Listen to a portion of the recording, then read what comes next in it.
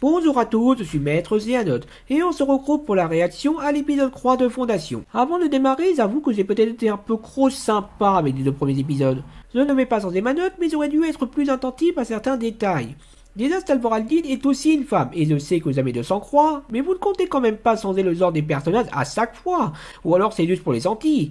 Parce que si vous faites le coup des méchants de l'Empire Galactique Blanc contre la résistance métisse noire asiatique, même moi j'aurais un peu de mal à ne pas trouver ça ridicule. Sans compter que certaines problématiques de Fondation n'ont pas été traitées, comme le fait que Cantor dépend d'autres planètes pour son alimentation agricole, et que les connaissances technologiques commencent à se perdre dans l'Empire. Je suis quasiment sûr qu'ils n'arriveront pas à le reconstruire dans l'ascenseur spatial. Fondation peut toujours être une bonne série malgré ça, mais je suis moins certain qu'elle sera une bonne adaptation. Enfin bref, pour cet épisode, disons que... Bon, c'est pas si mal.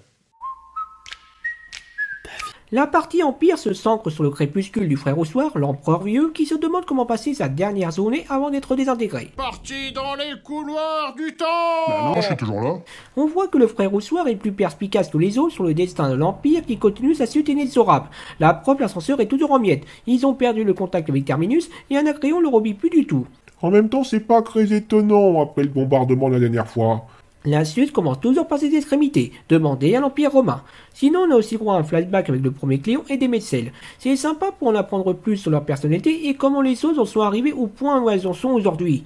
Mais bon, tout ça, ça reste assez superficiel. Je veux bien qu'on soit censé deviner beaucoup de choses grâce à la mise en scène et les dialogues, mais ça serait bien d'en montrer un peu plus sur ces décadences. Et sur les intentions de Démécèle. Je veux bien qu'elle soit fidèle à l'Empire, mais le clonage génétique, c'est vraiment le meilleur plan qu'elle a trouvé en attendant Seldon et Gaïa. Si vous ne savez pas ce que je veux dire, allez lire le livre. Du côté de la Fondation, on fait un saut dans le temps pour bâtir la colonie et nous présenter Salvor Aldin, une zone gardienne rebelle et asociale, un cliché classique mais efficace, ainsi que le conseil des nouilles de la Fondation. Ok, c'est le conseil des encyclopédistes, mais c'est vraiment qu'une belle bande de nouilles incapables de prendre la moindre décision, terrassés qu'ils sont par le fantôme de Seldon, comme l'Empire l'est par celui de Cléon. Merde alors, mais c'est super étonnant ça! Et comme par hasard, une flottille de guerre d'Anacréon débarque dans le but totalement évident de conquérir Terminus, déclenchant la première crise Seldon. J'ai vraiment hâte de voir comment ils vont s'en sortir et si ça sera de la même façon que dans le livre.